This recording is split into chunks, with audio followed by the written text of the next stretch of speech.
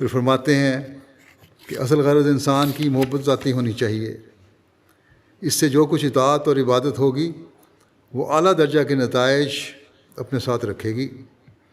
ایسے لوگ خدا تعالیٰ کے مبارک بندے ہوتے ہیں، وہ جس گھر میں ہوں وہ گھر مبارک ہو، اور جس شہر میں ہوں وہ شہر مبارک۔ اس کی برکت سے بہت سی بلائیں دور ہو جاتی ہیں، اس کی ہر حرکت و سکون، اس کے دور و دیوار پر خدا کی برکت اور رحمت نازل ہوتی ہیں۔ میں اسی راہ کو سکھانا چاہتا ہوں، اسی غرض کے لیے خدا تعالیٰ نے مجھے مامور کیا ہے۔ فرمایا یقیناً یاد رکھو کہ پوسٹ کام نہیں آتا بلکہ مغز کی ضرورت ہے۔ لکھا ہے کہ ایک یہودی سے کسی مسلمان نے کہا کہ تو مسلمان ہو جا کہ میں تیرے کال کو تیرے فعل کی وجہ سے نفرت کی نگاہ سے دیکھتا ہوں۔ ایک یہودی نے سے کسی مسلمان نے کہا کہ تو مسلمان ہو جا۔ یہودی نے جواب دیا کہ میں تو تیرے کال کو، تیری باتوں کو تیرے فعل کی وجہ سے نفرت کی نگاہ سے دیکھتا ہوں، تو مجھے کہہ رہا ہے مسلمان ہو جا، لیکن جو تیری باتیں ہیں وہ اور ہیں، تیرا عمل بالکل اور ہے، اور مجھے تو اس چیز سے نفرت ہے۔ کس بات پہ تم مجھے بلا رہے ہو؟ کس بات کی بلا رہے ہو کہ میں مسلمان ہو جاؤں؟ کیا تبلیغ مجھے کر رہے ہو؟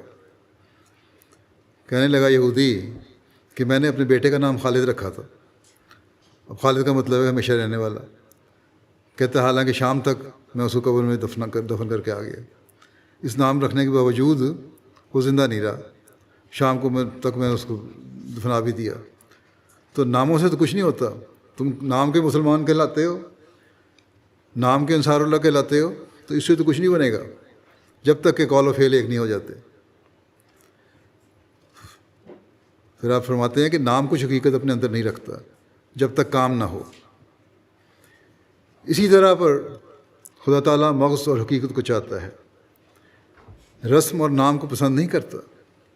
جب انسان سچے دل سے سچے اسلام کی تلاش کرتا ہے تو اللہ تعالیٰ کا وعدہ ہے کہ وہ اس کو اپنی راہیں دکھا دیتا ہے، جیسا کہ فرمایا والذین جاہدوا فینا لنہدینہم سبلنا۔